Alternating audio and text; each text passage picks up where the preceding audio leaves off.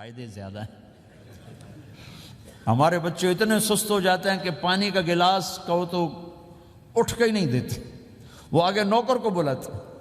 میری اپنی میرے ابا جی مجھے کوئی کام کہتے، پتر جا میں نا انہوں صد کیا، تو میں جا ابا جی آندھا انہوں صد کیا، میں خود نہیں جاتی، ایسی سستی پڑ جاتی۔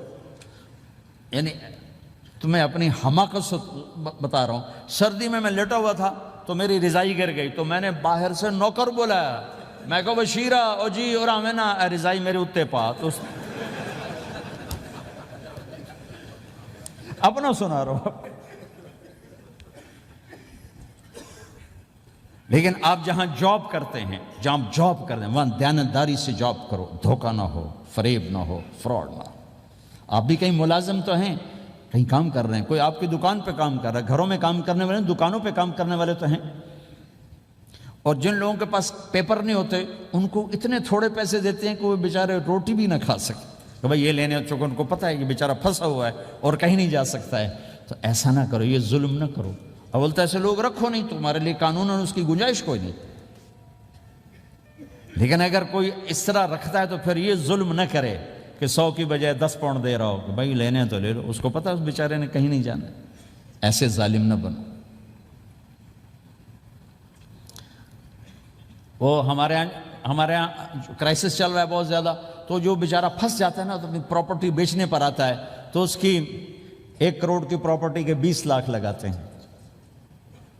میں گزر رہا تھا مال ٹاؤن میں، ایک دوست کے پاس ٹھہرا تھا، وہ پراپرٹی ڈیلر تھا، تو ہم صبح واک کر رہے تھے تو ایک گھر کے قریب سے گزرے، کچھ 6 کنال کا گھر تھا۔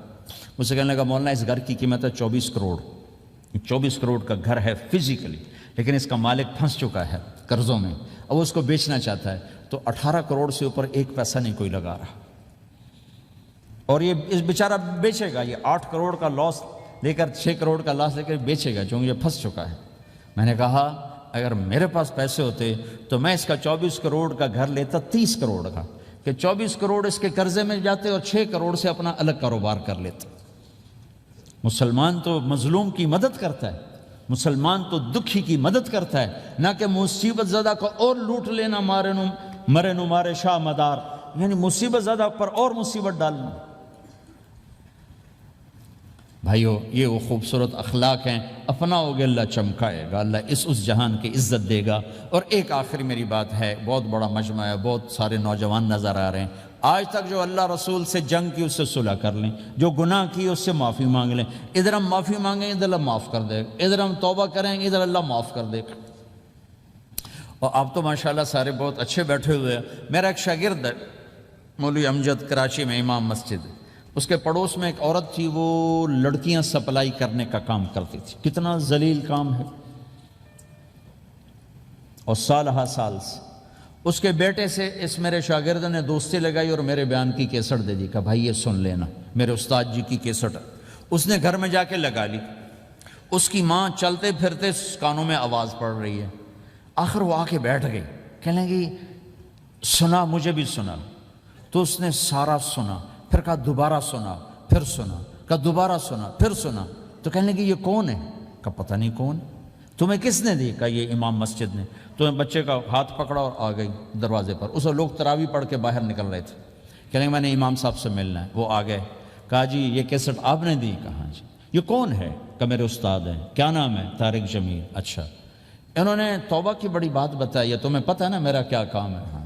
کہا میری توبہ قبول ہو سکتی ہے؟ کہا کیوں نہیں اماں جی ہو سکتی۔ کہا ٹھیک ہے پھر میں اللہ کو گواہ بناتی ہوں، میری توبہ۔ اور اس نے مسجد میں آنا شروع کر دیا تراویح میں، 5واں روزہ ہے، اور دعا مانگتی ہے اللہ اگر میری توبہ قبول ہے تو مجھے اپنے پاس بلا لے، یا اللہ اگر میری توبہ قبول ہے تو مجھے اپنے پاس بلا لے۔ 29ویں روزے سجدے کی حالت میں اللہ نے اٹھا لیا۔ ساری زندگی کام کیا؟ لڑکیوں کی سپلائی، اتنا بدترین کام، اور موت آئی رابعہ بصری جیسی۔ یہ ہے توبہ کا کمال، کہ اللہ کی رحمت سے کبھی نا امید نہیں ہونا چاہیے۔ اللہ کوئی تھانے دار نہیں ہے کہ اس نے چھتر پھیرنا ہے، اللہ کریم ہے، مہربان ہے، ہمارا دوست ہے، ہمارا رب ہے۔ تو جب کبھی خطا ہو فوراً توبہ کرو، فوراً توبہ کرو، انشاءاللہ ایک دن آئے گا کہ اللہ ہمیں اپنی توبہ پہ پکا کر دے گا۔ تو یہ نیت تو کرو سارے جتنے بیٹھے ہو بوڑھے جوان کہ پچھلے پر ہم توبہ کرتے ہیں. کرتے ہو نیت؟ کہو یا اللہ میری توبہ، پھر کہو یا اللہ میری توبہ، پھر کہو یا اللہ میری توبہ. اگر یہ آپ نے سچے دل سے کہا ہے تو آپ کو مبارک ہو، آپ کے سب گناہ معاف ہو گئے، سارے معاف ہو گئے. حقوق باقی ہیں، علماء سے پوچھ لینا ان کی ادائیگی کیسے کرنی ہے، گناہ سارے معاف ہو گئے. اور آئندہ اگر کبھی توبہ ٹوٹے تو پھر کر لینا، پھر کر لینا، پھر کر لینا. میرے رب کی رحمت پہ کوئی اثر نہیں پڑتا. لن تبلغوا ضری فتضرونی ولن تبلغوا نفعی فتنفعونی. یہ میرے رب کی صفت ہے. وہ کہتا میں نفع سے بھی پاک ہوں، نقصان سے بھی پاک ہوں. نہ کوئی مجھے نفع پہنچا سکتا ہے، نہ کوئی نقصان پہنچا سکتا ہے. تو میرے گناہوں سے اس کو کیا گھاٹا پڑتا ہے؟ مجھے گھاٹا پڑتا ہے. لہٰذا جب بھی ہم معافی مانگیں گے وہ خوشی سے معاف کرے گا، جب بھی توبہ کریں گے خوشی سے قبول کرے گا. ٹھیک ہے نا؟ سارے نیت کرتے ہو؟ درود شریف پڑھو. اللہم لک الحمد کما انت اہلہ وصلی علی محمد کما انت اہلہ وفعل بنا ما انت اہلہ انک اہل التقوی و اہل المغفرہ. ربنا آتنا فی الدنیا حسنہ وفی الآخرۃ حسنۃ وقنا عذاب النار. یا اللہ ہم نے توبہ کی ہے، ہماری توبہ قبول فرما. یا اللہ اپنے فضل و کرم سے اس کو پختہ فرما، اپنی محبت دے، اپنے حبیب کی محبت دے، اپنے حبیب کی معرفت دے.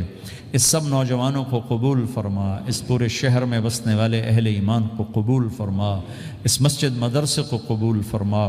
یا اللہ پوری دنیا کے انسانوں کے لیے ہمیں ہدایت کا ذریعہ بنا، ہمیں ہدایت کا ذریعہ بنا، ہمیں ہدایت کا ذریعہ بنا.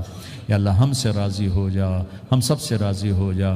جو ہمارے اہل و عیال مر کے تیرے پاس چلے گئے ان کی بخشش فرما دے. جب ہمارے جانے کا وقت ہے تو ایمان پہ خاتمہ نصیب فرما. یا اللہ ہمیں بیماریوں سے نجات دے، دکھ دردوں سے نجات دے، قرضوں سے پریشانیوں سے نجات دے.